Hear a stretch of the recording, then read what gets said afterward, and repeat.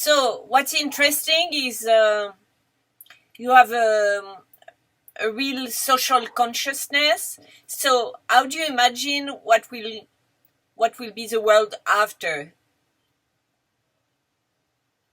What can I mean, like, what I can mean, you do? What can we do? What do you imagine? the world after, the beautiful thing is that, I think we have all the tools to make a fascinating world. I think, I would say that, for example, let's take you, for example, as somebody who's been this, I remember when we met in an elevator in Hong Kong. Yes. It was so cool. And then we saw each other in Paris again. But what I'm trying to say is that, here we are in this virtual world, and here I am. I assume you're in Paris. The city must be beautiful right now with spring and so on.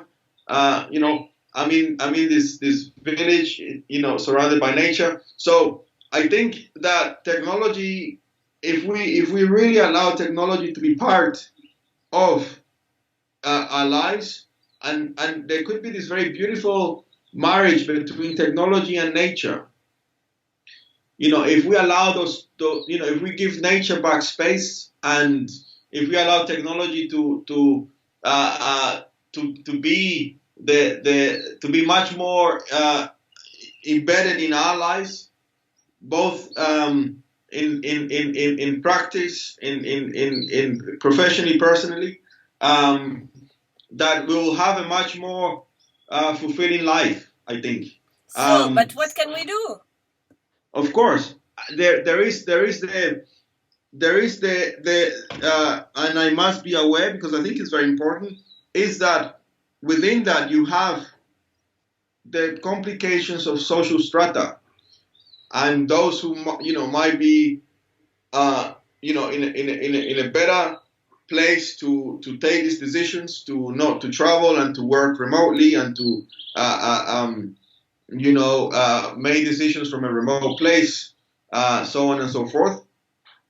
And therefore, and this is something that I've always talked about, is the importance of the translocalities, and the importance of placing great care in the local context. And I think this is the struggle that has proliferated and has manifested in places like France, the UK, and the middle of America, that those people who have somehow belonged for many, many years in the crossroads of the stratified society, have been sacrificed and have suffered. And in fact, in the context of nature, technology, and the stratified, if we can come, towards some new consciousness and place greater care into the local, and that can come in many forms, depending where you are. For me, that means, being here with my community here locally, to think not just about technical agricultural education, but to think about, as you said early on, to think about philosophical ideas, to think about intellectual ideas that perhaps are not so embedded here, or maybe are not embedded at all, and to be part of new energy, and to infuse new energy, and for you in Paris might be something completely different, and I think that's for you to think about. Then there's this kind of collision, as I said early on, between art, between necessity, and between but this the basics happened? of. It happened? Sorry? Have you done that in your studio? Yeah, my studio it's now a distribution center. Ah, really? Yeah. In London? No, in here in my village in Colombia. Ah, wow, that's cool. Incredible. Yeah. And I'll share, I mean, I'll send you some images so you can.